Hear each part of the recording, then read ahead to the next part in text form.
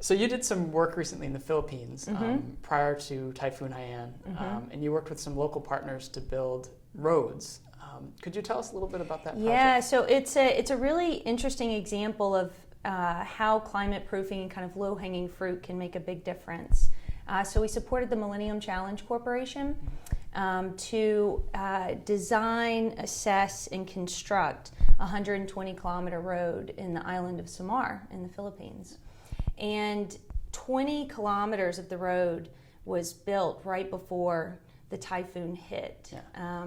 And all of the road withstood the climate change or the typhoon impacts. And part of that was because we assessed what the IPCC scenarios are. And for the Philippines, it's kind of an instance where you can look at the fact that there's going to be increased extreme precipitation events, there's going to be increased intensity in typhoons, and to try to make some design changes. So there's very few instances where you can actually go from an assessment to actually change the design of something and make engineering design considerations. So we were really interested in how we can apply that across the bridges, stormwater design, landslide stabilization. And so that was part of the overall project feasibility and process. Yeah. And one of the findings was that there was going to be an increased risk of landslide events. And so we worked with local partners, local women specifically, and identified cocoa netting as a nature-based solution to slope stabilization. Interesting. Yeah, so it was, and it was something that, an innovative technology that had actually originated in the Philippines.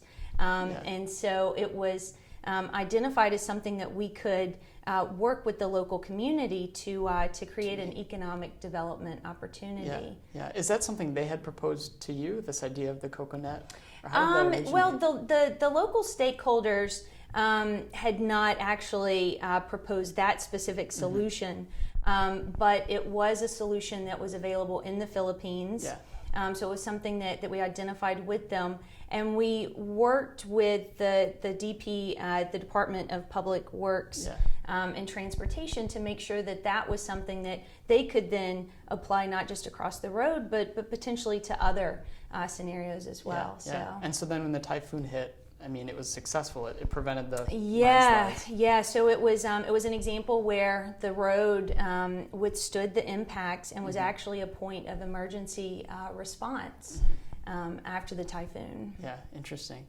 So it seems that partnerships was something that was really important for that climate project specifically. What are some ways that you can identify successful partnerships, particularly when it comes to projects related to climate change? That's a good question.